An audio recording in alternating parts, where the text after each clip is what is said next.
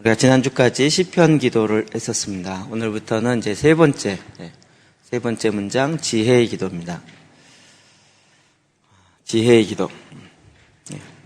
전도서 3장 1절에서 8절, 또 11절에서 하는데, 말씀 읽기 전에 지난주에 제일 마지막 본문의 계시록 19장 본문이죠. 그걸 제가 순간적으로 좀 착각해서 그들을 잘못 적용했더라고요. 저 그리스도인데 그것을 성도라고 이렇게 딱 적용하는 바람에 완전히 거꾸로 이렇게 얘기가 됐더라고요. 그래서 참 그거 헷갈리지 마시고 그거 나중에 또 편집할 테니까 다시 한번 말씀을 또 확인하고 보시기 바랍니다. 자, 오늘 지혜의 말씀 첫 번째, 만사가 다 때가 있나니, 전도서 3장 1절에서 8절입니다. 11절 같이 읽겠습니다. 시작. 범사에 기한이 있고 천하 만사가 다 때가 있나니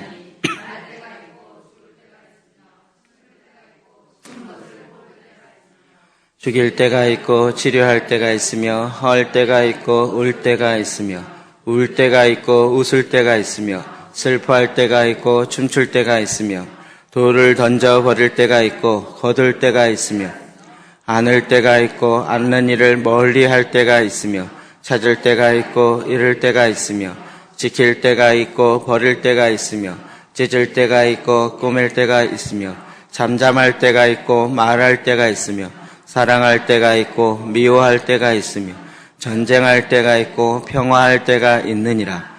하나님이 모든 것을 지으시되 때를 따라 아름답게 하셨고 또 사람들에게는 영원을 사모하는 마음을 주셨느니라. 그러나 하나님이 하시는 일의 시정을 아멘.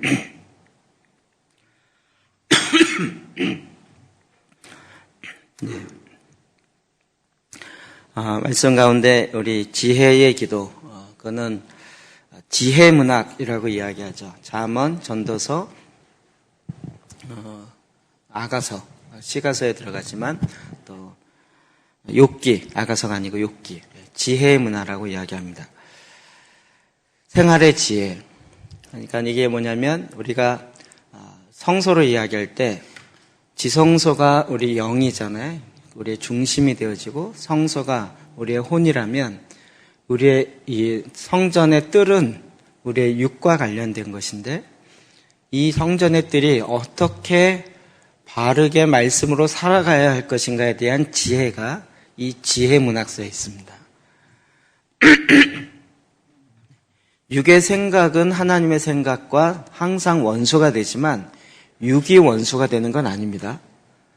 너무 이거 착각하지 마십시오. 육의 생각이 원수가 되지 이 살덩어리가 원수는 아닙니다.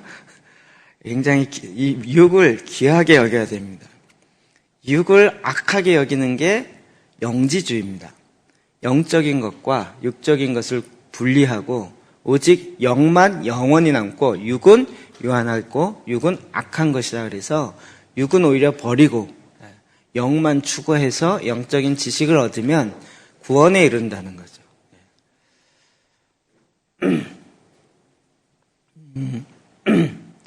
영성을 하시는 분들이 상당히 이런 부분에 영향을 받아서 영적인 어떤 경지에 이르렀다 자꾸 이렇게 표현하는데 그게 이제 기도원의 영지주의적인 영향을 받은 것이 큽니다. 그래서 우리가 육의 생각이 하나님의 생각과 원수가 되는 것이지 육 자체를 악으로 보시면 안 됩니다. 우리의 몸을 하나님이 기뻐하시는 거룩한 산 제사로 드려야 되는 거죠.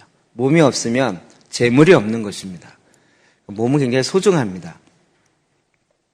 그래서 이 몸으로 어떻게 우리의 생활 가운데, 삶의 현장 가운데 하나님의 지혜를 살아낼 것인가 라는 부분에 좋은, 정말 하나님의 지혜를 우리에게 주시는 것이 이 지혜의 문학서입니다. 이제 이런 것 좀 분별이 되시죠? 네, 분별 되시죠? 네, 안 되시나요? 자, 오늘 1절 말씀 다시 한번 읽어볼까요? 시작. 범사에 네. 범사에 기한이 있고 천하만사가 다 때가 있다. 모든 것이 기한이 있다. 이 땅에 있는 건 영원한 것이 없습니다. 범사에 다 모든 것이 다 정한 때가 있습니다. 천하만사가 다 때가 있나니. 외국 사람들이 한국 사람들 보면서 너무 포장을 얼마나 소중하게 여기는지를 차를 통해서 이야기를 많이 해요. 원래 범퍼가 왜 있죠? 앞뒤에서 박으니까 박을 때 보호하려고 범퍼를 만들어 놓는 거거든요. 범퍼는 웬만큼 박아도 그냥 내 차가 잘 보호됐구나 이러고 가는 건데 우리는 범퍼를 보호하잖아요. 거기에 기스가 나거나 거기에 뭐나 부닥치면 거기서부터 반짝반짝 빛이 나야 된다라고 자꾸 생각하는 거예요. 너무 이 포장지를 중요하게 여기는 거예요. 그런데 새 차를 사보시면 알겠지만 새 차는 3개월만 지나면 헌차가 되는 거죠. 새 차 기분은 3개월도 안 가요. 한 2달 정도만 가면 다시 그냥 헌차 타는 기분으로 가는 거죠. 기분의 새 차 탄다고 그러는데 저는 개인적으로 좀 그래서 2달만 참자 이 생각이 많아요. 어차피 조금 지나면 헌차가 되는 건데 굳이 새 차 차고 차죠. 그래서 제가 타는 차도 그렇고 저희 아내 타는 차도 그렇고요. 다 그 전시용 차입니다. 무슨 대리점에 이렇게 차 전시하잖아요. 딱 단종되고 나면 그 전시된 걸 파는데 한 300만 원 정도 싸게 해서 팝니다. 저 이제 주로 그런 걸 이렇게 딱 잡는 성향이 있어요. 별걸 다 얘기하네. 만사에 때가 있어요. 새 거라 그래서 항상 새 거냐? 그렇지 않아요. 얼마 안 가요. 그렇기 때문에 우리는 항상 새로운 걸 추구할 것이 아니라 지금 때를 추구해야 되는 거예요. 이 때가 어떠할 때인가. 솔로몬의 지혜는 그가 정말 하나님의 은혜로 시작했다가 결국은 자기의 욕심으로 말미암아 비참하다기보다는 정말 안 좋은 최후를 맞이했잖아요. 그러므로 그가 이야기하는 그의 고백들이 정말 날 때가 있고 죽을 때가 있고 심을 때가 있고 뽑을 때가 있고 죽일 때가 있고 치료할 때가 있고 헐 때가 있고 세울 때가 있고 울 때가 있고 웃을 때가 있고 슬퍼할 때가 있고 춤을 출 때가 있고 이런 거 보면 솔로몬이 머리가 좋다는 건 정말 도를 버릴 때가 있고 도를 거둬들일 때가 있고 안을 때가 있고 아는 것을 멀리할 때가 있고 찾을 때가 있고 잃을 때가 있고 지킬 때가 있고 찾은 것을 버릴 때가 있고 찢을 때가 있고 꿰맬 때가 있고 잠잠할 때가 있고 말할 때가 있고 사랑할 때가 있고 미워할 때가 있고 전쟁할 때가 있고 평화할 때가 있고 만사에 다 때가 있다는 거죠. 여기에 보면 14가지의 종류가 나오는데 앞부분에는 굉장히 긍정적인 거, 뒷부분에는 부정적인 거죠. 그래서 이 때를 소중하게 여길 줄 아는 사람은 그 때의 흐름을 탈 줄 아는 거죠. 그런데 미련한 사람은 항상 좋은 때만을 추구하려고 그래요. 근데 좋은 때만 있나요? 그렇지 않아요. 인생에 보면 좋을 때가 있고 나쁠 때가 있고 항상 왔다 갔다 하는 걸 보죠. 나는 항상 좋을 때만 있게 해주십시오 라고 생각하는 건 미련한 거예요. 지혜가 없는 거예요. 항상 젊었을 때만 그게 아닌 거죠. 이 부분에 전도서 7장 1절에서 그 앞에 위에가 잠언이 아니고 전도서인데 또 잠언을 잘못 나왔네요. 잠언 3장 1절입니다. 자, 전도서 7장 14절 시작. 형통한 날에는 기뻐하고 공고한 날에는 되돌아보아라. 이 두 가지를 하나님이 병행하게 하사 사람이 그의 장래일을 능히 헤아려 알지 못하게 하셨느니라. 아멘. 하나님께서 이 두 가지를 병행하게 하셨대요. 두 가지가 뭐죠? 형통한 날과 공고한 날을 병행해서 했어요. 근데 이것도 형통, 공고 이렇게 규칙대로 가는 게 아니고 어떨 때는 형통, 공고 이렇게 갈 때가 있는 거죠. 어떨 때는 공고 가다가 형통 이렇게 갈 때가 있고요. 그러니까 이것이 두 가지가 같이 쓰여지는데 그래서 사람이 헤아릴 수가 없다. 헤아릴 수가 없다고요. 그러니 우리는 어떻게 해요? 때를 탈 줄 알아야 되는 거예요. 형통할 때는 어떻게 해요? 기뻐하고 공고한 날에는 되돌아보라고요. 우리가 정말 중요한 것은 공고한 날에 되돌아보는 거예요. 우리가 뭔가 일이 잘 안 되면 어떡하죠?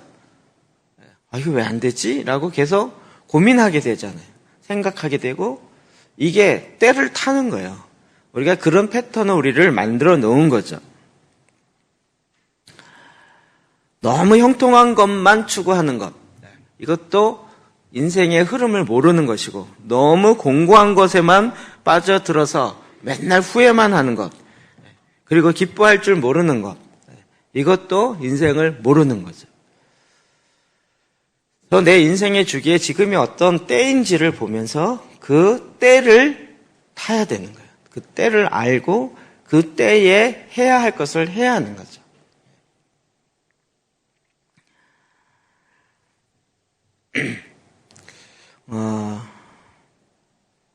이걸 거꾸로 가면 제일 안 좋은 것 같아요. 하나님께서는 우리에게 그때마다 적절하게 뭘 해야 된다는 걸 알려주셨어요. 3장 9절 10절 볼까요? 시작. 일하는 자가 그의 수고로 말미암아 무슨 이익이 있으랴. 하나님이 인생에게 노고를 주사 애쓰게 하신 것을 내가 보았노라. 아멘. 네. 그럼 그 때에 맞춰서 우리가 평생이라는 것이 아니고요. 그 때에 맞춰서 아름다운 적절한 일을 하게 하신 거죠. 그러니까 지금 이게 후회를 하면서 과거의 때만에 너무 연연해 있으면 지금 내 때가 있잖아요. 지금 해야 될 거. 그거를 놓쳐버려요. 형통할 때도 기뻐하면서 공고할 때도 돌아보면서 그 때에 맞게 해야 될 것이 있는데 내가 공고하기 때문에 지금 나를 돌아보는 것을 안 하고 형통한 것만 자꾸 바라보면서 그냥 한숨만 쉬고 있다. 그러면 지금 내가 해야 할 거를 못하게 되는 거죠. 그러니까 그때 맞게 적당히 해야 할 수고를 이미 주셨다고요. 자, 3장 11절 볼까요? 시작. 하나님이 모든 것을 지으시되 때를 따라 아름답게 하셨고 또 사람들에게 영원을 사모하는 마음을 주셨느니 그러나 하나님이 하시는 일의 시종을 사람으로 측량할 수 없게 하셨도다. 아멘. 아멘. 정말 지으신 것이 때를 따라 아름답게 하셔요. 그 때에 맞는 아름다움을 하나님 주셨다는 거죠. 우리 인생도 10대가 있고 20대, 30대, 40대, 50대, 60대 때가 있죠. 10대 이전에는 뭐죠? 정말 아주 유아기, 어린아이 이때죠. 10대 미만. 그때는 정말 뭐든지 막 흡수하는 때잖아요. 이때 10대인데 어른 같다. 이건 비정상이에요. 10대인데 너무 애어른 같다. 이거를 좋게 보는 게 바람직하지 않아요.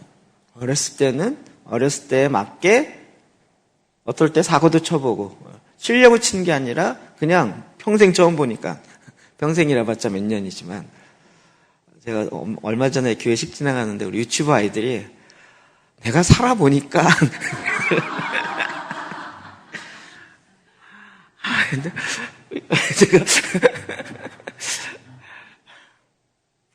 제가 보기엔 아마도 이렇게 부모의 말을 이렇게 흉내낸 거 아닌가 싶긴 해요.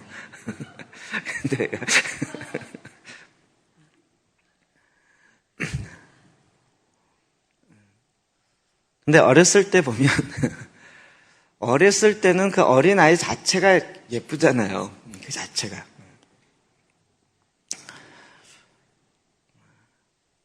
아이들이 언제 제일 예뻐요? 네, 잘 때.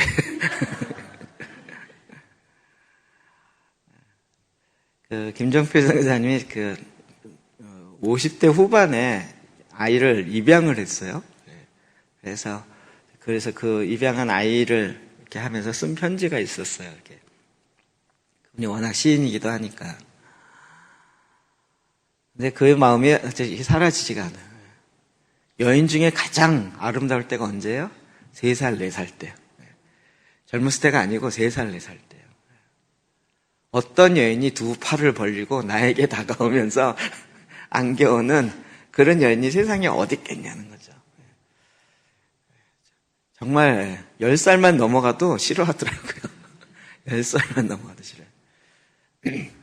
그때는 그때로 가장 예쁜 거예요. 그리고 또 10대 때.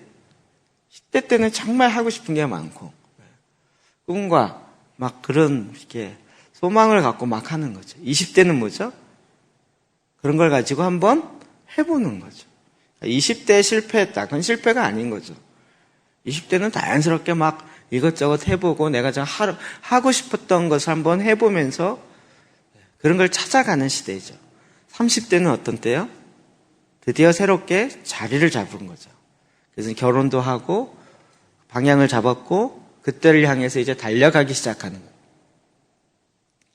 30대가 또 바쁘죠. 아이도 낳아야죠. 가정도 꾸리죠. 또 새로운 일도 달려가야죠. 안팎으로 다 바쁠 때죠. 40대가 되면 중견이 되는 거죠. 그 일에 어느 정도 10년 이상 했기 때문에 이제 경험도 많이 쌓이고, 그리고 어느 정도 이제 어떻게 보면 허리 역할을 실제로 하는 거죠. 50대가 되면 어떻게 돼요? 50대가 많으신가요? 50대가 되면 그 자기가 했던 것에 어느 정도 전문가가 되는 거죠. 적어도 20년 이상 한 사람이 되니까. 50대가 되면 자녀가 또 20대가 넘어가니까 자녀에 있어서 이제 또 다른 문제가 오죠. 60대가 되면 어떻게 돼요? 안 돼봐서 모르시겠죠? 60대가 되면 이제 뭐 그동안 해왔던 것들을 사회적으로 보면 그렇죠. 그동안 해왔던 거를 정리하면서, 보통 아무리 길어도 정년이 70년 정도는 늦으면 그때까지 가니까, 그러니까 뭔가를 이제 정리하고 마무리하는 때인 거죠. 요즘은 뭐 100까지 사니까. 그러니까 지금 70대, 80대, 90대에 대한 이야기는 없죠. 옛날에는 그렇게 사시는 분이 많지 않으니까 별로 없었던 거예요. 근데 이제 70대, 80대, 90대는 어떻게 살아야 되는지도 얘기가 나와야 되겠죠. 요즘에 이렇게 정말 건강하고 하니까 60대가 됐는데 20대처럼 살려고 하시는 분이 계세요. 그게 좋은 것처럼 느껴지지만 또 60대가 되면 어떻게 될까요? 제가 바라는 건 그거죠. 20 단위로 봤을 때 3번을 거쳐왔고 그랬기 때문에 모든 것을 포용할 수 있는 단계가 되겠죠. 젊었을 때도 이해되고 아이도 이해되고 30대, 40대, 50대 다 이해가 되는 거예요. 그래서 그걸 다 포용하고 그냥 받아줄 수 있고 이해할 수 있고 그렇게 되지 않겠어요? 그런데 60대인데 야 니들 다 비켜. 내가 다 할 거야. 내가 왕년부터 내가 다 했어. 이렇게 되어지면 그거는 20대, 30대가 해야 할 건데 내가 다 할 거야. 이렇게 되면 골치 아파지는 거예요. 그러니까 이제 60대, 70대부터는 이제 어른이 되는 거죠. 정말 어르신. 그냥 그분이 있는 것만으로도 갑자기 영적인 질서가 딱 잡히고 그냥 뭐 특별하게 원래 전문가의 신의 한 수가 그거잖아요. 그냥 딱 한마디 했는데 그게 정답이면서 일이 막 꼬였던 것들이 탁 풀려지는. 굳이 막 처음부터 끝까지 다 설명 들을 필요도 없어요. 그냥 딱 가서 보면 그냥 한 번에 이건 딱 한 번 한마디 딱 짚는데 그게 답이 되는 거죠. 연륜이 쌓이고.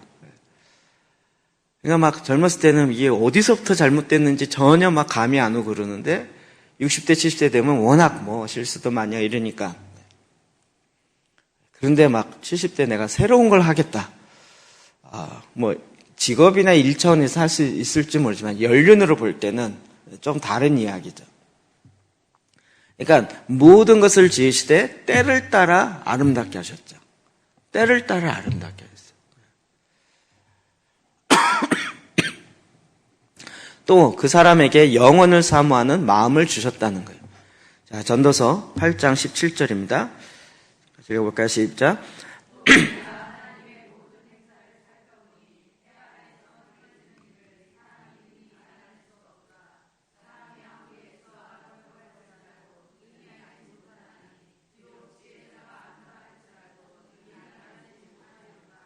아멘. 사람의 모든 행사를 살펴보니 해 아래 행해지는 일에 사람이 능히 알아낼 수 없도다. 우리 옛날에 그런 얘기 많이 했잖아요. 남자들은 유행이 좀 그래서 유행 탈 게 별로 없어서. 남자들 옷의 유행은 뭐죠? 네. 넥타이 넓어졌다, 좁아졌다. 요거 넓어졌다. 별로 옷에 차이가 없으니까 그거. 저도 이제 그걸 몇 번 경험해 보니까 지금은 바지가 또 이렇게 붙어야 또 유행이잖아요. 저희 때는 바지가 커야 유행이었거든요. 좀 있으면 이제 바지가 또 늘어나겠죠. 점점 늘어나겠죠. 그냥 막 지금 이때 요즘 아이들 막 바지 그 몸에 안 붙으면 이상할 정도로 딱딱하지만 또 바뀔 거죠. 그러니까 결국은 이게 우리나라 사람이 유행을 너무 타요. 진짜. 유행을 너무 타는 이유는 자기 소신이 없기 때문에 그래요. 모든 세계 핸드폰 회사는 다 시험을 한국에서 하거든요. 핸드폰 나왔다고 이렇게 달려들어서 사는 나라는 한국밖에 없어요. 새로운 거 나왔다고 막 이렇게 하고요. 지금도 우리나라에서 2G 쓴다면 난리잖아요. 미국은 지금도 2G 써요. 그냥 자기는 전화만 하면 되니까 그것만 쓰면 된다 이렇게 가거든요. 차도 그렇고요. 우리는 너무 이렇게 속에 너무 빨리빨리 하다 보니까 정신이 같이 이렇게 성숙해가면서 물질적인 것도 같이 갔어야 되는데 정신적인 건 다 내려놓고. 그러니까 지금 우리나라가 좋은 것이 뭔지를 모르고 계속 물질적인 것만 가다 보니까 다른 나라가 좋게 보인다고 생각하는 착각을 많이 가져요.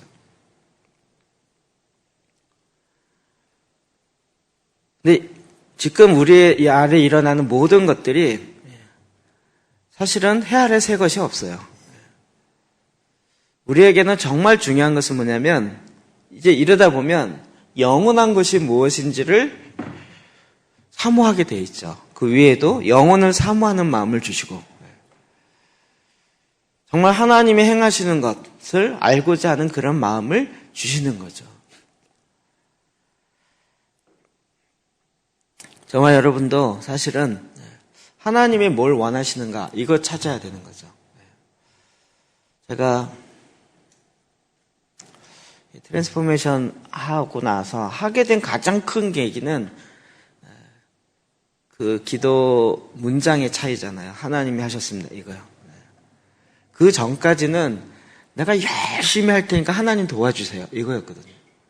그래서 내가 열심히 해서 하나님이 이렇게 도와줬습니다가 간증이었고 그것이 나의 기쁨이었고 자랑이었고 이렇게 갔었는데 그렇게 해도 안 되는 한 선이 있다는 걸 알고 나서 하나님이 그러면 어떻게 해야 되나요? 그랬더니 완전히 주어를 바꾸게 한 거예요.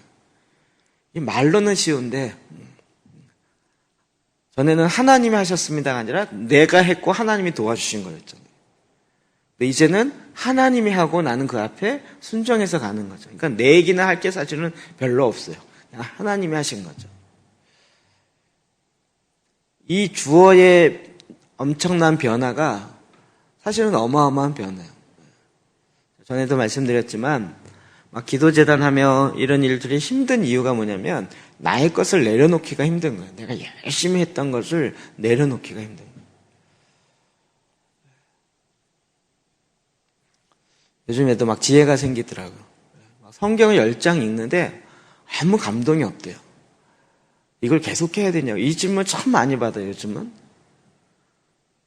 제가 그 질문을 생각을 해봤어요. 묵상을 해봤어요. 성경이 10장 있는데 아무 감동이 없다. 이분은 감동을 받기 위해서 성경을 계속 읽었었구나. 그러니까 모든 기준은 내가 감동을 받았느냐 못 받았느냐의 기준인데 내가 이걸 읽어도 감동이 없고 뭔가 깨달아지는 게 없고 그러면 자기 중심이니까 이게 옳지 않거나 이상하다라고 생각하는 것이 그냥 툭 나오는 거죠. 우리 기도재단을 나를 위해서 하냐고요. 하나님이 나타나시고 하나님이 행하시고 하나님이 말씀하셔서 그 앞에 순종해서 하는 건데, 그게 아니라 이게 새로운 방법인데 나에게 도움 주는 새로운 방법이다 생각하고 막 하는데 아무 감동이 없다는 거예요. 우리는 감동이 없어도 주님이 말씀하시면 하는 거죠. 이런 차이가 얼마 아닌 것 같지만 어마어마한 차이가 되는 거죠. 그래서 하나님이 어떤 일을 행하시는지를 이제는 정말 보고 싶은 마음이 일어나는 거예요. 여러분들 정말 그런 마음이 있으신가요? 사실은 내가 뭘 하느냐도 어떤 면에서 별로 의미가 없더라고요. 내가 뭐 어마어마한 일을 했는데, 20대에 보면 어마어마한 일을 했는데 지나고 보면 그냥 지나가는 거예요. 그냥 넘어간 거예요.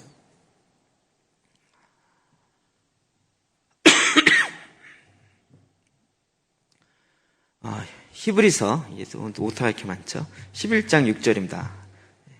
하박국이 아니고요. 히브리서 11장 6절. 시작. 그들이 이제는 더 나은 본향을 사모하니 곧 하늘에 있는 것이라. 이러므로 하나님이 그들의 하나님이라 일컬음 받으시기를 부끄러워하지 아니하고 그들을 위하여 한 성을 예비하셨느니라. 아멘. 하나님이 그들의 하나님이라 일컬음 받으시기를 부끄러워한다면 어떻게 될까요? 하나님 근데 딱 봤더니 나 피하고 싶어 이렇게 돼요. 왜요? 주구장창 자기 일만 얘기하니까요. 이제는 좀 20대가 되고 막 정말 50, 60대, 60대 넘어가면 다른 사람도 보게 되고 정말 영적 어른이 되고 아비가 되어서 자녀들을 이렇게 이해할 줄 알고 도와줄 줄 알아야 되는데, 이게 한 60년 동안 그냥 70년 동안 아기 상태로 계속 간다면 좀 짜증나지 않을까요?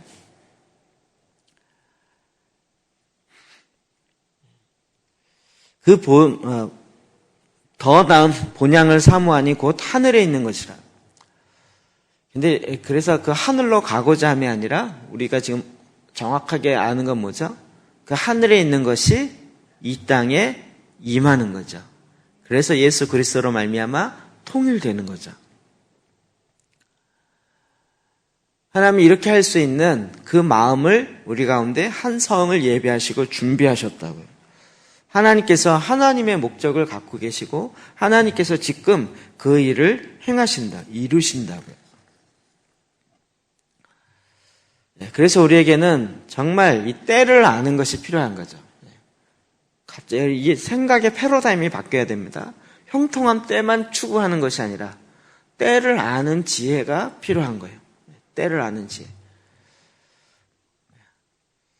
예수님도 보면 그 때에 따라서 움직이셨다는 것을 알 수 있어요. 마가복음 1장 15절 시작. 이르시되 때가 찼고 하나님의 나라가 가까이 왔으니 회개하고 복음을 믿으라 하신. 하나님의 나라가, 하나님의 통치가 가까웠다.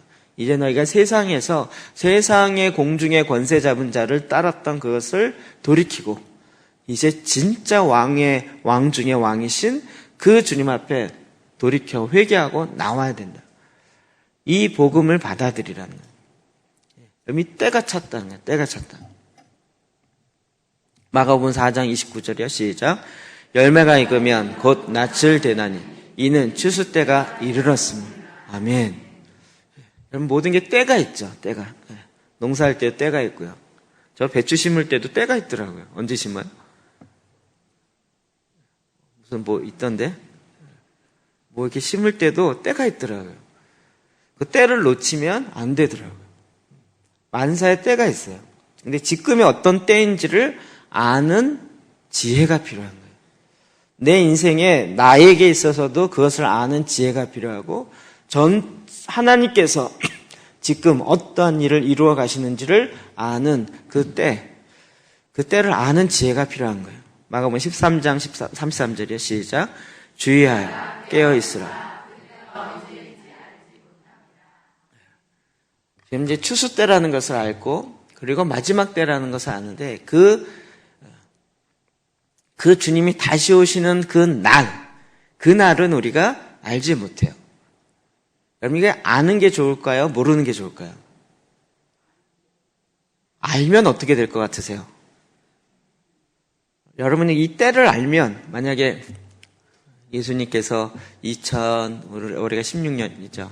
2018년 12월 30일 날 오신다. 이렇게 된다면 여러분 어떻게 하시겠어요?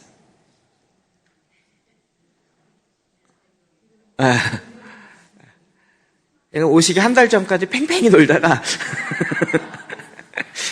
이 생각이 먼저 들잖아요. 오시기 한 달 전까지 막 하다가 그동안 한 달 동안 막 열심히 회개하고 알면 좋을 것 같은데요. 알면 알수록 사람이 악하기 때문에요.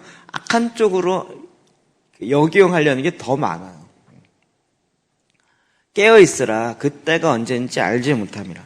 하나님이 알지 못하게 놨을 때는 이유가 있죠. 나에게 유익이 되기 때문에 그런 거죠.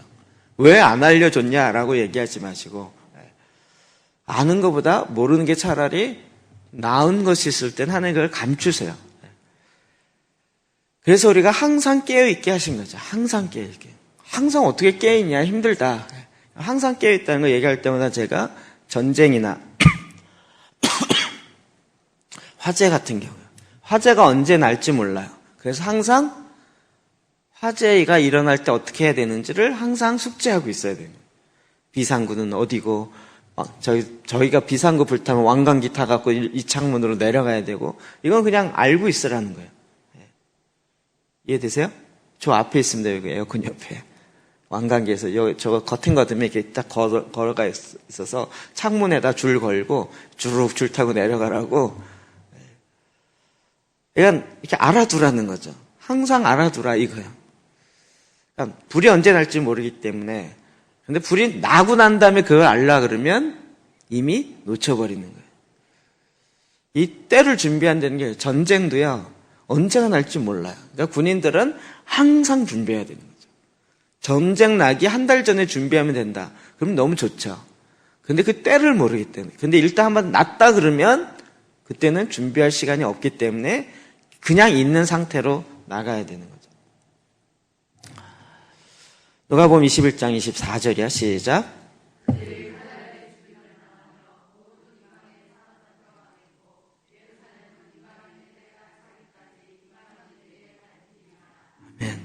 이방인의 때가 있다는 거예요. 그리고 이방인의 때가 차기까지 이방인들에게 밟히리라.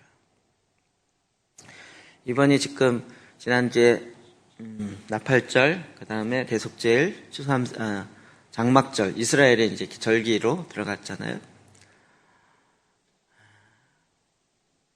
그래서 이스라엘에 갔던 제가 아는 사람들이 막 이제 뭐 사진 올리고 페이스북 올리고, 아는 사람이니까 이렇게 좀 보면 굉장히 재밌는 단어 몇 개가 제 눈에 딱 들어왔는데, 여러분 그때 이스라엘 시가지를 행진하는 것도 있고요. 여러 가지가 있어요. 근데 그 때를, 그거를 전에는 뭐였냐면, 논란이 많았어요. 예루살렘 시장하고도 논란이 많았는데, 이게 다 기독교인의 행사인데, 우리가 기독교를 이렇게 싫어하는데 이걸 허락을 해줘야 되냐. 이런 것 때문에 굉장히 논란이 많았어요. 근데 지금 얘기 나오는 걸 이렇게 보니까 이스라엘 유대인들이 많은 전 세계에서 와서 이스라엘을 사랑한다 그리고 그들을 위하여 축복하고 하니까 굉장히 많이 위로받고 있다는. 그러니까 이젠 유대인들이 나오기 시작한 마치 그 행진에 같이 동참. 옛날에는 그냥 각 나라별로 각자 유대인과 상관없이 그들과의 별개의 행사처럼 이렇게 됐는데, 요즘 들어서 나오는 이렇게 보면 유대인들이 나오기 시작하는 거예요. 당신네들 왜 왔냐 그러면 이스라엘을 위로하기 위해서 왔다면 그 말에 위로를 받는다는 거예요. 그래서 이젠 조금씩 그런 이렇게 틈이 열려지는 거예요. 이방인들이 와서 자기네들 위로한다는 게 좀 우습잖아요. 박해할 때는 언제고, 홀로코스트 일으킬 때는 언제고. 그런데 이제는 그 말에 위로가 된다는 얘기는 이방인의 때가 거의 다 차고 있다는 얘기예요. 차면 어떻게 돼요? 거의 이제 마지막 때가 되는 거죠. 이방인의 때가 차기 전까지는 어떻게 돼요? 그들이 이방인들에게 밟힌다는 거예요. 정말 2000년 동안 끊임없이 밟혔죠. 이거 말씀이 있는 대로 아니에요? 말씀이 있는 대로. 지금 이 때가 어떤 때인지를 알게 되는 거죠. 계시록 1장 3절이요. 시작. 이 예언의 말씀을 읽는 자와 듣는 자와 그 가운데에 기록된 것을 지키는 자는 복이 있나니 때가 가까움이라. 아멘. 때가 가까움. 주님이 다시 오시는 그 마지막 그 때, 마지막 중에서도 마지막인 그 때가 가까움이라는 거예요. 우리 지금 때를 아는, 중요한 건 형통하기만을 바라는 것이 아니라 때를 알고 그 때에 적당한 준비를 할 수 있는 게 지혜라 그랬죠. 역대상 12장 32절이요. 시작. 이사갈 자손 중에서 시세를 알고 이스라엘이 마땅히 행할 것을 아는 우두머리가 200명이니 그들은 그 모든 형제를 통솔하는 자이며. 아멘. 우리가 얘기하는 시세를 알며, 지금 때를 아는, 시세를 아는, 지금이 어떤 때인지를 마땅히 아는 자가 필요한 거예요. 그래서 그 형제들을 인도해야 된다. 저는 우리만이 이 때를 알고 우리 이제 때를 아니 됐다 이렇게 되기를 원하지 않아요. 때를 아는 자는 어떻게 돼요? 형제들을 통솔하며 이끌어야 되는 거죠. 지금이 어떤 때인지를 알고 가르치고 준비하고. 그래서 우리가 그냥 때를 아는 지혜가 있어야 됩니다 라고 끝내기보다는 지금이 어떤 때인지를 다시 보자는 거예요. 통계에 의하면 제가 전에 한번 이거 이야기 드렸었어요. AD 100년에 예수를 믿는 사람이 0.27%밖에 안 됐어요. 세계 인구의 0.27%. 360명 중에 1명이 예수님을 믿는 꼴이었어요. 그리고 900년이 지나서, 그러니까 초대교회 그랬을 때 믿는 자들이 그렇게 많지 않았다는 거예요. 그리고 나서 이제 1000년이 지난 다음에는 220대 1이에요. 220명 중에 1명이 예수님 믿는 꼴이에요. 1%도 안 돼요.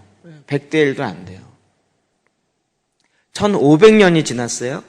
이때는 69대 1이에요. 1.44%예요. 100명 모이면 1명 반 정도가 예수를 믿는 거예요. 1900년도에 이런 복음의 역사가 1900년도부터 시작해서 일어나기 시작하거든요.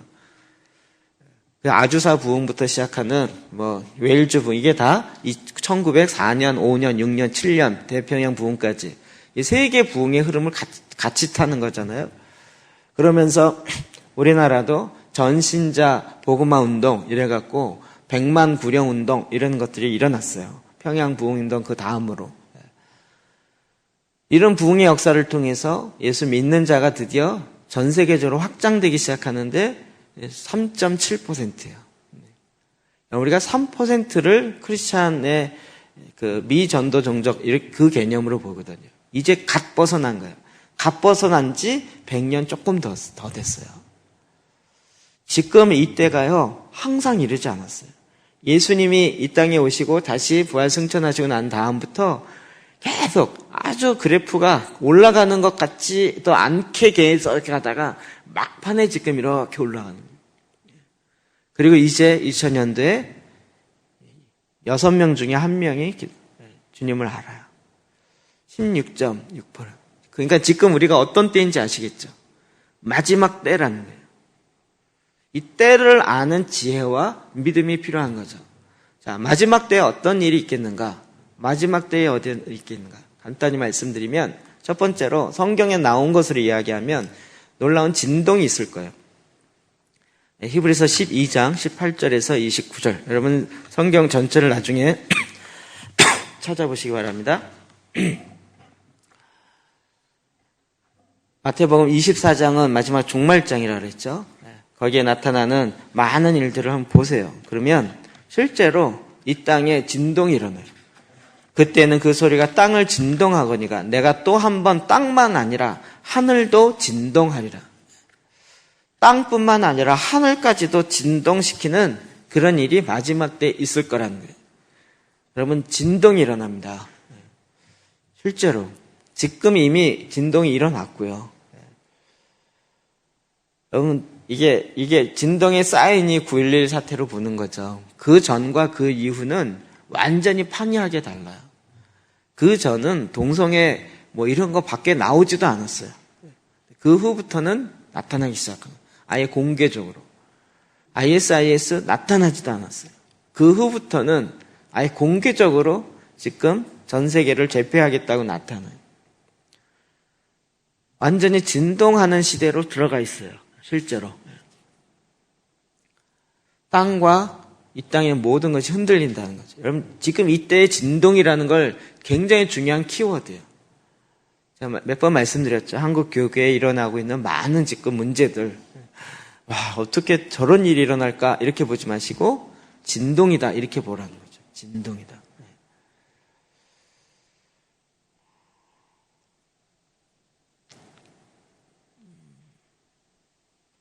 흔들어야 밖으로 뛰어나와요. 제가 이게 위기감을 갖고 이야기하는 겁니다. 큰 교회, 좋은 교회, 나쁜 교회, 뭐 작은 교회, 좋은 교회 이런 개념으로 얘기하는 것도 아니고요. 그러나 큰 교회가 안전하다고 생각하고 그냥 거기만 머물러 있으면 하나님이 진동 때 그냥 같이 망해요. 같이 망해요. 정말 하나님이 뭘 원하시는지를 끝까지 봐야 돼요. 진동하세요. 모든 걸 다 흔드세요. 영원한 것 외에 하나님이 다 흔드시겠다 그런 거예요. 기독교계도 흔드세요. 두 번째로는요, 하나님의 군대를 일으키세요. 여기 있는 말씀 참고하시고요. 고린도후서 10장 4절이요. 시작. 우리의 싸우는 무기는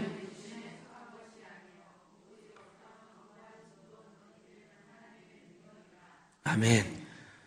이 얘기는 뭐냐면 우리가 하나님의 군대로 일어나는데 영적 전쟁을 할 줄 아는 군대로 일어나요. 저는 그냥 한국교회 오래 있어서 그 흐름을 좀 알잖아요. 영적 전쟁이라는 얘기가 교회에 들어온 게 15년도 안 됐어요.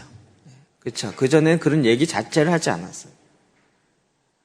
영적 전쟁 그러면 십자군 전쟁만 생각했지 이게 뭔 전쟁이야? 그런 개념 자체도 없었어요. 중보기도 그런 거 위험한 거예요. 아주 특정인만 하는 거고 중보기도에 은사 받은 사람만 하는 거고. 근데 지금은 어떤 때예요? 모든 자가 전쟁하는 자요. 싸워 이길 줄 아는 군사로 준비돼야 돼요. 그래서 저와 여러분이 이제는 모든 성도가 다 군인으로 훈련받고 무장되어지고 나아가야 되는 거죠. 근데 실제 이런 일이 일어나요. 너무 재밌죠. 전에는 정말 특정한 사람이었어요. 제가 신드 제이콥스 보면서 깜짝 놀랐어요. 그분이요, 그냥 교회 아줌마였어요. 표현이 죄송한데 그 더치시치 목사님 있는 교회의 성도였어요.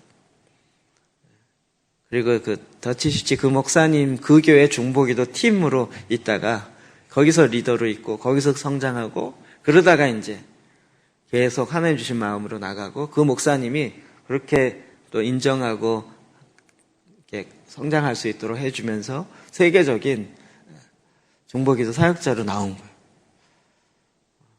저는 그 사람은 태어날 때부터 뭔가 다른 줄 알았어요. 물론 완전하지 않지만 모든 하나님의 성도들이 하나님의 군사로 일어나는 시대예요. 지금 이미 그런 시대예요. 내가 뭘 이러지 마시고요. 여러분이 지금 들은 것만 갖고도 전 세계에 나가서 엄청나게 가리키며 사역해야 될 그 정도 수준이라는 건 아시나요? 모르시나요? 그냥 세계로 내보내면 아실 거예요. 네, 나가고 나면. 그리고 마지막 때 주님께서 성령을 부어주신 시대예요. 사도행전 2장 17절 시작. 하나님이 말씀하시기를 말세 내가 내 영을 모든 육체에 부어주리니. 아멘.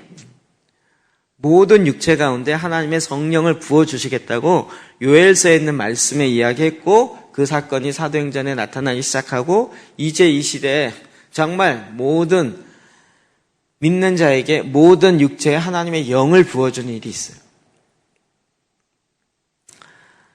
가장 특이한 게 저예요. 가장 특이한 게 저예요.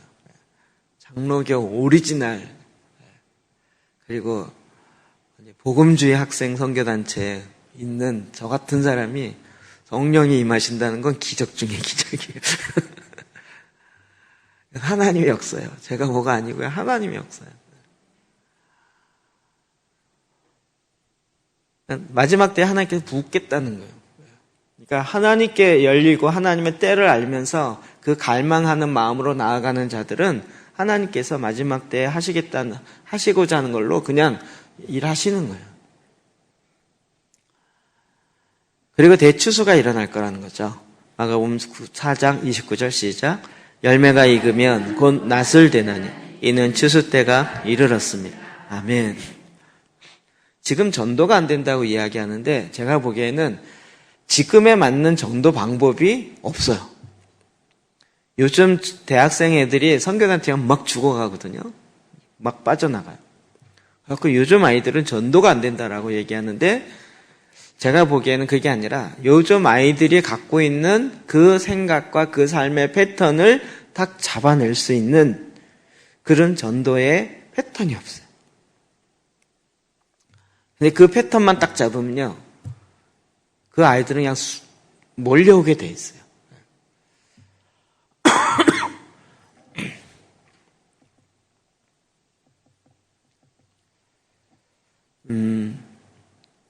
전 세계적으로 지금 아까 그 통계 보아서 아시겠지만 추수의 때예요. 그리고 우리나라도 여전히 아직은 추수의 때예요. 아직은 추수의 때예요.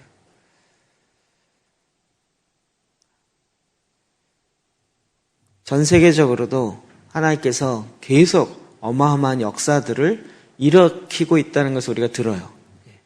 마지막으로는 부의 이동이에요. 신명기 8장 18절 시작. 내 하나님 여호와를 기억하라. 그가 내게 재물 얻을 능을 주셨습니다. 아멘. 하나님의 말씀의 역사가 일어나는 데는 부의 이동들이 와요. 하나님은 그때마다 사용하는 게 다르잖아요. 이건 이제 선교학자들의 이야기지만 하나님의 역사와 함께 경제의 흐름이 간다 이렇게 얘기한 거죠. 대영 제국이 가장 탁월할 때가 언제였어요? 영국이 선교를 가장 열심히 할 때요. 미국이 가장 성장할 때가 언제예요? 선교를 열심히 할 때요. 한국이 언제부터 성장하기 시작했어요? 선교에 열심일 때요. 언제 줄어들었어요? IMF 이후요.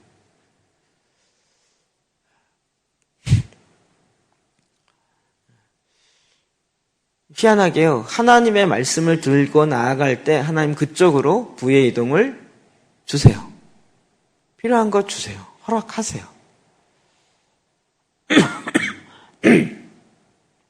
여러분 마지막 때에 일어나는 5가지 사건들을 정리해서 여러분 드렸어요. 지금의 때가 어떤 때인 걸 보는 거죠. 여러분 그냥 기도하세요. 그리고 이 때에 맞게 하나님의 이 때니까 내가 그 때에 맞는 일을 하는 거예요. 여러분이 축구 경기 안 좋아하시죠? 여자분들 주로 안 좋아하죠. 마라톤은 더 싫어하시죠? 좋은 예가 있어야 될 텐데. 축구할 때 어떻게 하죠? 45분, 40분 전반 후반 있어요. 끝나기 한 3분 전에 어떻게 해요? 총력을 다하는 거죠. 마라톤, 달리기는요. 뭐 100m는 그냥 처음부터 끝까지 총력을 다해야 되지만 이게 1000m가 넘어가기 시작하면 작전을 짜야 돼요. 처음엔 빨리 뛰다가 중간에 약간 페이스 조절하다가 마지막 스퍼트를 내야 되는. 그렇죠? 그러니까 이 꼬린 전 다음에 지나고 나면 쓰러지든 넘어지든 뭐 자빠지든 상관이 없어요. 그 꼬린 전까지는 최대한에서 뛰어야 되는 거예요. 지금 우리가 어떤 때라고요? 마지막 때라고요. 마지막 때란 얘기는 언제예요? 시작일 때랑 마지막일 때랑 참 달라요. 마지막 때는 언제요? 지금 마지막 꼬링점이 있고 그 앞에서 모든 힘을 다 쏟아서 스퍼트를 해야 될 때요. 뛰어야 될 때. 그때 뛰면요 정말 허벅지가 찢어지는 것 같고 가슴이 터지는 것 같고 허파가 입 밖으로 나오는 것 같아요. 근데 정말 숨을 멈추고 꼬링점까지 뛰는 거예요. 딱 테이프를 끊고 나면 그냥 대부분 꼬꾸라지죠. 완전히 모든 힘을 다 소진했기 때문에 꼬꾸라집니다. 여러분 그 꼬링점을 지나고 난 다음은 후회해봤자 아무 소용이 없어요. 아우, 내가 그때 좀 더 뛸걸. 아유, 그때 내가 허파가 터지더라도 더 뛸걸. 후회해도 소용이 없어요. 마지막은 내가 할 수 있는 모든 것을 총력해서 딱 뛰는 거예요.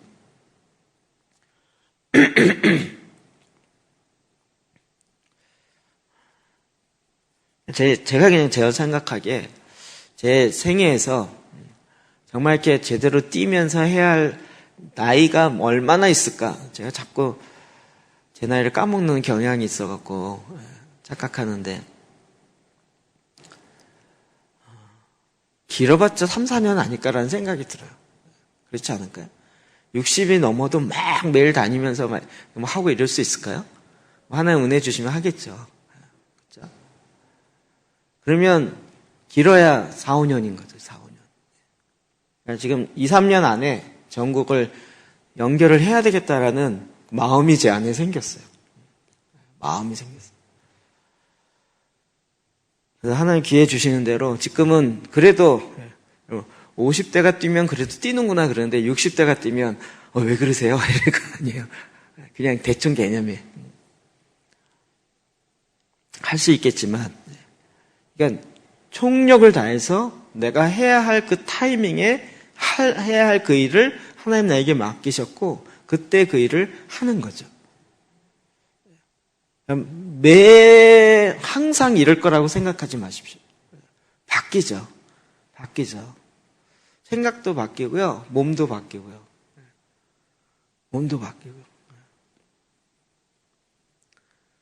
이제는 지혜가 필요한 때요. 정말. 그래서 하나님, 이사갈의 영을 나에게 부어주십시오. 시세를 알 수 있는, 마지막 때를 알 수 있는 그 영을 부어주시고 그때에 내 몸이 어떻게 행동을 해야 될지 그 지혜의 말씀과 지혜의 영을 내게 부어주십시오. 라고 기도하셔야 됩니다. 우리 자꾸 이제 여러 가지 변명들이 있어요. 나 요거 하고 난 다음에 갈게요. 요거 하고 난 다음에. 근데 요거 하고 난 다음에 라고 이야기하는 그건요, 끊임없이 생겨요. 그렇지 않을까요? 요거 끝난 다음에 할게 그랬는데 요거 끝나면 그 다음 일 또 있어요. 또 있고. 그러니까 결국 못 한다는 거예요. 저는 이런 부분은 제가 좀 확고한 부분이 있는데요. 지금 안 하는 건 안 하는 거예요. 내일 할 거라고 생각하고 다음에 할 거라고 생각하고 그래서 나는 언젠가 할 거야 라고 생각하고 있지만 그거는 안 하고 있다는 거예요. 착각하지 마셔야 돼요. 내가 알고 있고 나 언젠가 할 거야 라고 생각하고 있기 때문에 나는 스스로 한다라고 생각해요. 그런데 실제로는 안 하는 거예요. 제가 저희 아내한테 이렇게 저희 아내가 자 식사하세요 그러면 뭐 컴퓨터 하다가 알았어요 그러고 컴퓨터 하잖아요. 그럼 막 이렇게 치고 있다가 식사하세요 그러면 네 그런데 어떻게 해요? 요 문장만 끝나면 네라고 했지만 마음속에서는 요 문장 닫혀놓고 이렇게 되는 거잖아요. 그래서 문장을 막 치다 보니까 또 빨려 들어가서 한 문장을 더 치고 있어요. 그러면 아니 식사하라니까 알았다고. 그리고 이제 그래도 문장은 끝내야 되잖아요. 문장 치다 보면 또 넘어가. 그러면 요거 맞아 해야지. 그러면 좀 이따 세 번째 경고음이 들리죠. 안 먹으라니까. 옛날 같았으면 알았다고 막 이랬을 텐데 내가 그래서 이게 제가 착각이었어요. 저는 요거 끝나면 금방 밥 먹을 거다. 그러니까 머릿속에는 1분 후에 밥 먹을 거다 딱 답이 있는 거죠. 근데 제가 안 움직이고 있을 때 저희 아내가 저를 볼 때는 말에 따르지 않은 거죠. 나는 1분 후에 요거 다 치고 난 다음에 2분 후에 하겠다라고 생각하고 있다 할지라도 실제로는 뭐예요? 그 말에 따르지 않는 거죠. 그러니까 하나님도 우리에게 즉각적 순종을 원해요. 우리도 즉각적 순종을 원해요. 딱 멈추길 원해요. 그래서 사실 그거 다 문장 안 끝나도 돼요. 그냥 그 장에서 세이브 해놓고 컴퓨터 또 껐다 키면 다시 그 문장으로 다시 나와요. 그러니까 해도 되는데 이 습관이 그런 거예요. 딱 하나님 사인을 주면 그때 딱 멈추고 이게 아니구나. 그리고 나아가는 이게 때를 아는 지혜예요. 형통한 것보다 때를 아는 지혜가 더 중요해요. 그래서 형통할 때 기뻐할 줄 알고 공고할 때 환난 가운데 다시 돌이킬 줄 아는 이 지혜가 필요한데 그거는 때를 아는 지혜예요. 지금은 어느 때예요? 마지막 때예요. 마지막 스퍼트를 하고 있는 때예요. 여러분 마지막 스퍼트가 그냥 되는지 아세요? 마지막 달리기. 제가 3000미 선수라고 그랬잖아요. 중학교 2학년 때. 3000이면 400m를 몇 바퀴 돌아야 되면 8바퀴 반인가 7바퀴 반인가? 7바퀴 반 돌아야 돼요. 400m 트랙을. 몇 바퀴 돌았는지를 기억이 안 나요. 그래갖고 이제 돌죠. 그러면 처음에는 힘이 있으니까 한 바퀴는 다 빨리 돌아요. 왜냐면 선두주자 자리를 차지하려고 막 처음엔 뛰어요. 그러면 이제 딱 하면 이렇게 첫 바퀴 돌고 나면 이렇게 줄이 딱 서지죠. 그러고 나면 이제 그 안에서 그 페이스에 맞춰서 뛰어요. 그리고 마지막 대부분은 한 바퀴 남겨놓고 스퍼트를 해요. 마지막 있는 힘을 다해서 뛰어요. 그러면 누군가 하나 확 갑자기 뛰던 속도에서 갑자기 팍 튀어나가요. 근데 요거를 내가 딱 따라잡으면서 끝까지 뛸 수 있으면 같이 따라잡아야 되는데 그렇지 않으면 내 페이스를 유지해야 돼요. 마지막에요. 딱 해서 내가 뛰어야지 그러는데요. 이게 몸이 안 나가요. 마지막 스퍼트가 되려면 체력이 있어야 돼요. 마지막 스퍼트가 되면 마지막 내가 저기 꼬링전 100m 나 이제부터 내가 죽어라 하고 달려야지. 그러면 이길 수 있을 거는데 생각은 그런데 몸은 안 움직여요. 막 뛰고 싶은데 이미 몸은 다 지쳐있고 마지막 스퍼트에 힘이 안 돼요. 이게 되려면요 평상시에 하드 트레인 이 체력이 되어 있어야 마지막 스퍼트를 확 뛸 수가 있는 거예요. 박지성이 허파가 2개라 했잖아요. 마지막까지 계속 뛰는 거예요. 마지막까지. 우리나라 그 4강 들어갈 때도 계속 그 히딩크가 우리나라 대표팀에게 요구했던 게 뭐냐면 체력이에요, 체력. 계속 훈련한 게 체력이에요. 아니, 우리가 지금 국가대표 선수인데, 히딩크가 한 얘기는 기술은 좋다는 거예요. 근데 체력이 안 된다. 그러니까 맨날 체력 훈련한 거예요. 매일. 하루에 1% 올려서. 그랬더니 막판까지도 뛰는데 지치지가 않는 거예요. 이게 될 때 막판을 뛸 수 있는 거지 누가 몰라요 막판에 빨리 뛰어야 된다는 거. 다 알아요. 그런데 뛰고 싶은데 안 뛰어져요. 왜냐하면 그 마지막 때를 뛸 준비를 해야 가능하기 때문에 그런 거예요. 저와 여러분도 마찬가지입니다. 지금 하나님께서 이 일을 계속 행하시는 거예요. 부의 이동이요. 그럼 부의 이동도요, 그냥 오는 게 아니고요. 여러분이 돈을 잘 관리를 할 줄 아는 훈련을 항상 받아야 돼요. 없으면 관리 잘하고, 있으면 그냥 펑펑 쏘. 이러고 되면요, 나중에 있을 때, 하나님이 확 부어주실 때 그게 하나님 편으로 써지지가 않아요. 그러니까 여러분이 왜 공고한 날이 왜 있냐면, 이 부분에 훈련하는 과정이에요. 공고한. 옛날에는 풍성할 때 그냥 막 펑펑 했잖아요. 그러다가, 어느 순간 이게 아니었구나라고 싶은 거죠. 항상 그럴 줄 알았는데 그게 영원토록 가지 않잖아요. 그러면 공고한 날이 안 좋냐? 그렇지 않다고요. 그때 이걸 훈련해야 되는구나. 항상 넉넉하다고 내 마음대로 쓰는 게 아니었구나. 내 필요한 것만큼은 쓰되 그러나 그 외의 것은 또 하나님의 방법으로 흘려보내야 되는구나. 이런 걸 계속 아는 거죠. 그 때가 있는 거예요. 이 지혜를 얻어야 합니다. 그래서 지금 이 전도서 기자가 뭘 얘기해요? 형통하기를 구하는 것이 아니라 때를 아는 지혜를 구하라는 거예요. 지금 내가 무엇을 해야 할 때인지를 아는 지혜가 있어요. 내가 하고 싶은 걸 하는 게 아니에요. 하고 싶은 건 사람이 왜 없겠어요? 모든 사람이 다 하고 싶은 게 있죠. 내가 하고 싶은 걸 다 하기에도 시간이 부족하죠. 그러나 지금 때가 어떤 때인지를 알고 때에 맞는 것을 해야 되는 거예요. 그리고 하나님이 뭘 어떻게 움직이는지 하나님의 때를 알아야 돼요. 하나님의 때를 아는 지혜. 하나님의 때를 아는 지혜. 이것이 우리에게 필요한 거예요. 솔로몬이 제가 보기에는 막판에 그의 노년에 통곡하면서 이 글을 썼을 거라고 생각해요. 왜요? 때를 놓쳤었기 때문에. 솔로몬 정말 잘 나갈 때 때를 놓쳤어요. 나중에 돌이키려니까 돌이킬 수가 없었어요. 저와 여러분도 마찬가지예요. 지금 때를 아는 지혜를 구하여서 하나님의 만사의 때가 있는데 정말 이 지혜를 애한테 얻게 하여 주십시오. 만사의 때가 있나니 때를 아는 지혜, 이사갈에게 부어준 시세의 영을, 시세를 분별할 줄 아는 이사갈의 영을 나에게 부어주십시오. 그래서 그 때에 맞게 일을 준비해 나가는 지혜로운 자가 되어지기를 주의 이름으로 축복합니다. 기도하십시다.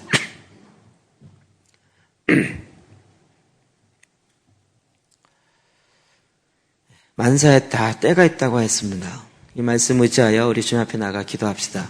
주님, 정말 지금 나의 때가 어떤 때인지, 또 더 중요한 것은 영원을 사모하는 마음 주셨는데 하나님의 때가 어떤 때인지를 보게 하여 주십시오.